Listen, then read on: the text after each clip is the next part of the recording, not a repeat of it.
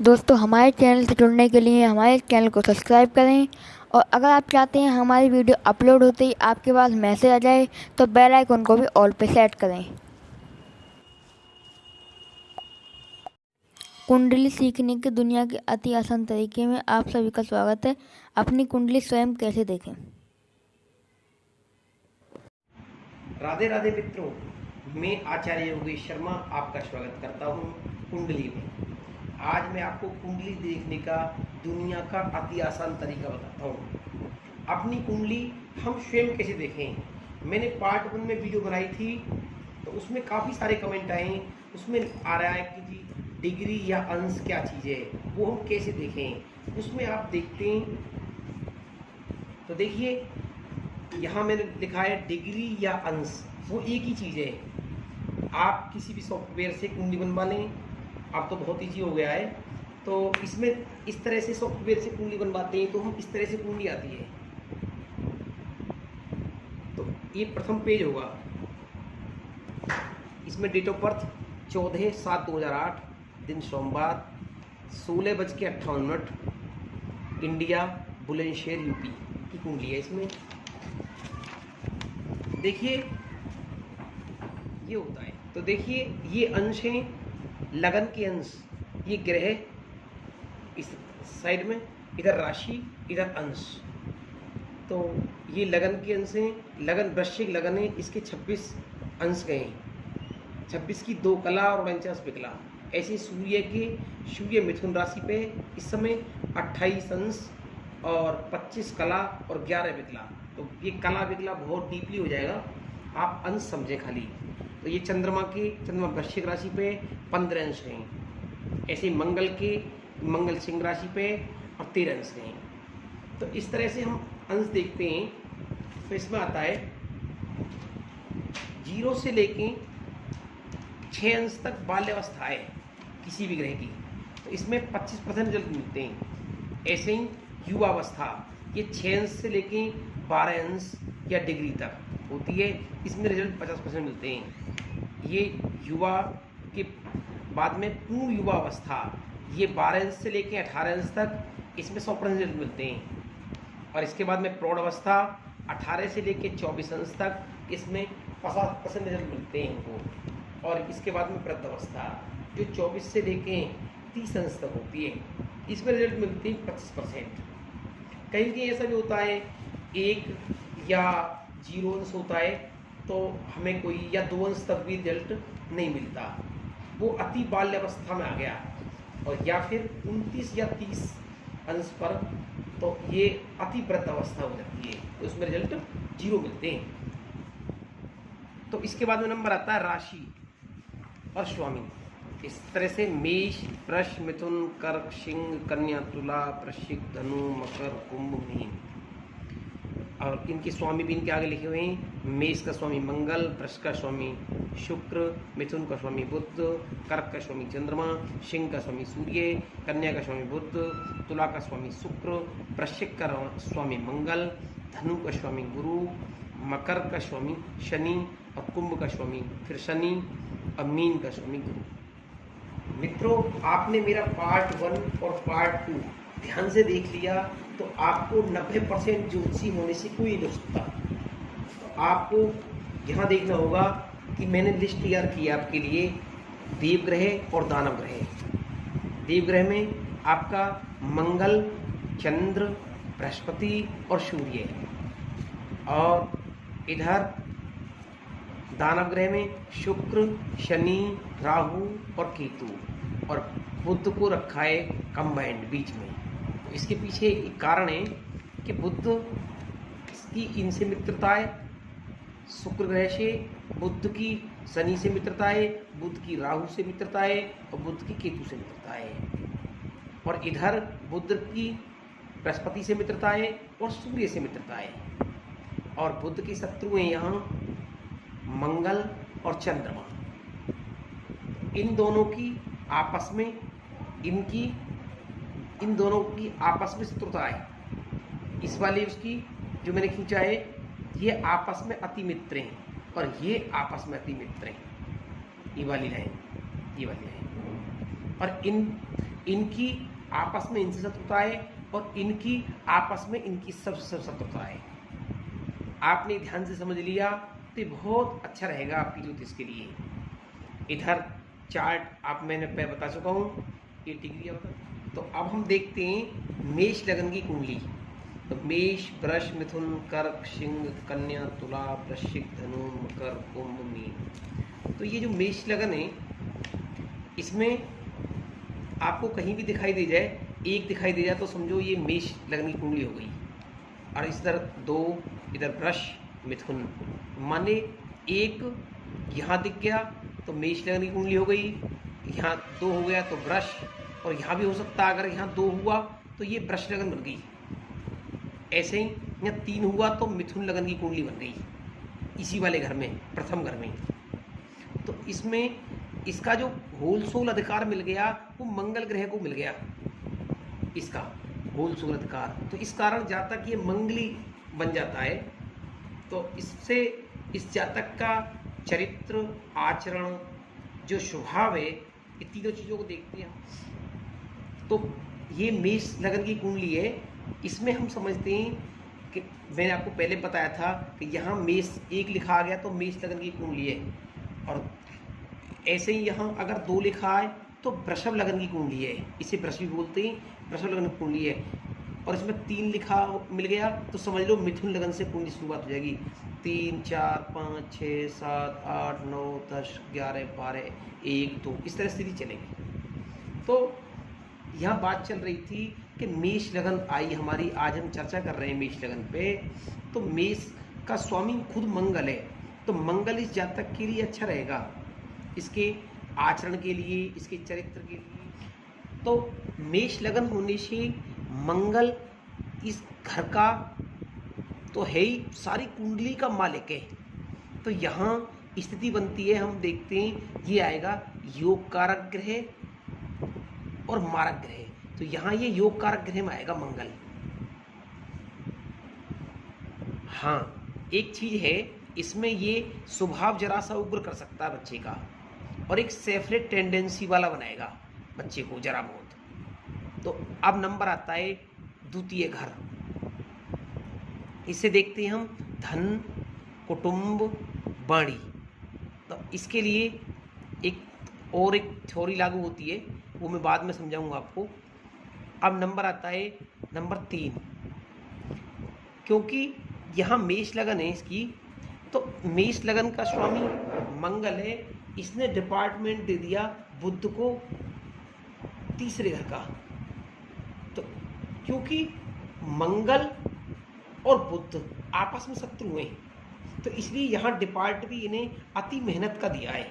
अति मेहनत के बाद में रिजल्ट थोड़ी देर से मिलता है इस घर में आने से। अब नंबर आता है 4। तो यहाँ ये जो बुध ग्रह है ये मारक स्थिति में आ गया, मारक ग्रह के इसमें। अब नंबर आता है चौथे घर का। चौथे घर से हम देखते हैं भूमि, भवन और माता का सुख, वाहन सुख। तो यहाँ चूंकि मंगल देवग्रह है और इधर 4 का मतलब है कर्क राशि, कर्क का स्वामी चंद्रमा, तो ये भी देवग्रह है। तो इनको इस तरह से विभाग बांटे उन्होंने, भूमि, भवन, वाहन, माता का सुख। तो ये हमारा योग कारक ग्रह में आएगा चंद्रमा। अब नंबर आता है 5। 5वां घर में विद्या स्थान, डिग्री स्थान या नवीन कार्यों का शुभारंभ। हम इसे देखते हैं तो ये सूर्य ग्रह मंगल का मित्र है, इसलिए ये भी योग कारक में आया। अब नंबर आता है छठे घर का। तो छठे घर में जैसे कि अभी मैंने आपको बताया था, तीसरा और छठा घर, दोनों ही घर मिथुन राशि को मिले हैं। माने मिथुन राशि का स्वामी बुध और कन्या राशि का स्वामी भी बुध। तो इसमें छठे घर से रोग, ऋण, शत्रु देखते हैं हम लोग। तो ये भी छठे घर होने की वजह से, और मंगल का बुध शत्रु है, इसलिए इसलिए ये भी मारक ग्रह में है, लिख रखा हमने पहले ही। अब नंबर आता है नंबर 7। इससे देखते हैं हम पार्टनरशिप का स्थान या पत्नी स्थान। इसका मालिक शुक्र, तो आप इससे, और इधर वृष का मालिक भी शुक्र। तो अभी मैंने आपको बताया था एक थ्योरी है इसमें, अष्टम टू अष्टम और अष्टम टू द्वादश थ्योरी के अकॉर्डिंग ये शुक्र भी मारक ग्रह में आएगा। नंबर आता है 8, आयु स्थान। तो एक तो मिल गया घर मंगल को केंद्र का, यहाँ लगन वाला, इसे हम त्रिकोण भी बोलते हैं। और एक मिल गया ये अष्टम घर, ये बुरा घर होता है। तो अगर लग्नेश अष्टम का भी मालिक है, तो एक नियम है ये, लग्नेश अगर अष्टम का मालिक है तो बुरे प्रभाव नहीं देगा। इसलिए यहाँ हम पहले बता चुके हैं कि मंगल योग कारक ही रहेगा। अब आता है नंबर 9, ये पिता भाव या भाग्य भाव। तो इसमें हम देखते हैं इसका मालिक है गुरु। तो गुरु बैठा है यहाँ, गुरु की मंगल के साथ मित्रता है, यस। तो इसलिए ये योग कारक ग्रह में आएगा गुरु। अब नंबर 10 है यहाँ व्यवसाय स्थान या कार्य क्षेत्र, और इधर नंबर 11 है लक्ष्मी स्थान। तो ये शनि को 2 घर मिल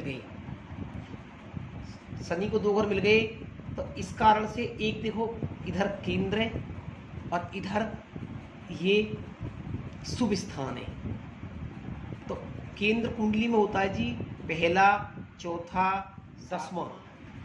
तो ये यहाँ शनि मंगल का शत्रु है, परंतु 10वां और 11वां घर दोनों, ये केंद्र भी मिल गया और ये लक्ष्मी स्थान, शुभ स्थान या आय क्षेत्र भी मिल गया।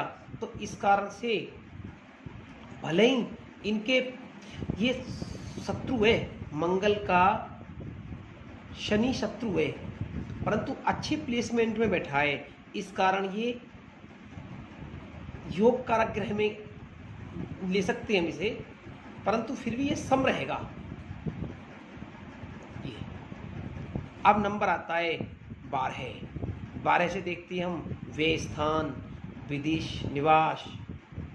तो ये एक स्थान तो इन्हें त्रिकोण मिल गया, एक स्थान मिल गया खराब। तो एक नियम है कि त्रिकोण स्थान मिल जाए और एक मिल जाए बुरा घर, तो ये खराब रिजल्ट नहीं देते, मानिए योग कारक में ही आएंगे बृहस्पति देव। और लग्नेश के साथ कोई बुरा घर हो, जैसे लग्नेश के साथ ये लग्नेश के साथ अष्टम घर बुरा घर है, तो ये भी बुरा रिजल्ट नहीं देगा, ये भी योग कारक में आएगा।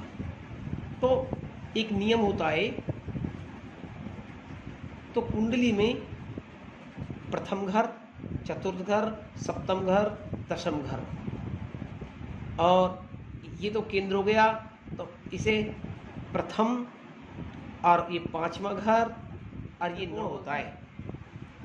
तो अब हम समझेंगे आगे कोई ग्रह अपनी महादशा या अंतरदशा में कैसा परिणाम देगा। वो हम शुभ परिणाम देगा, अगर योग कारक है तो शुभ परिणाम देगा, अगर मारक है तो अशुभ परिणाम देगा।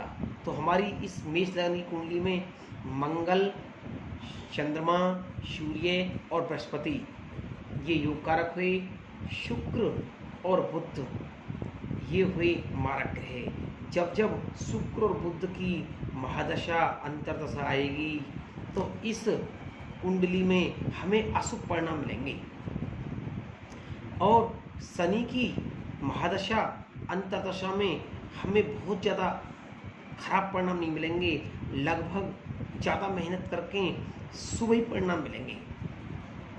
तो आप मानो जैसे कि ये कर्क लगन है, तो कर्क में यहाँ जो चंद्रमा, कर्क लगन का स्वामी जो चंद्रमा है इस डिपार्टमेंट में, तो इससे देखते हैं हम भूमि, भवन, वाहन, माता का सुख। अब हमारी महादशा भी यही आ गई चंद्रमा की, तो हमें इस चीज़ में ये लाभ करेगा। चंद्रमा की दशा में भूमि संबंधी लाभ होंगे, भवन संबंधी, वाहन संबंधी लाभ होंगे। अब सपोज करो इसका चंद्रमा का प्लेसमेंट हमारा यहाँ पड़ा है, तो चंद्रमा की दशा में और हमने प्लेसमेंट हमारा यहाँ पड़ा है और हमने चंद्रमा का नग पहन लिया, तो ये जो छठा घर है इससे रोग, ऋण, शत्रु ये हमारे एक्टिव हो जाएंगे। हमें भूमि, भवन, वाहन का सुख मिले न मिले, पर हमारे ये रोग, ऋण, शत्रु, दुर्घटना ये हमारे एक्टिव हो जाएंगे।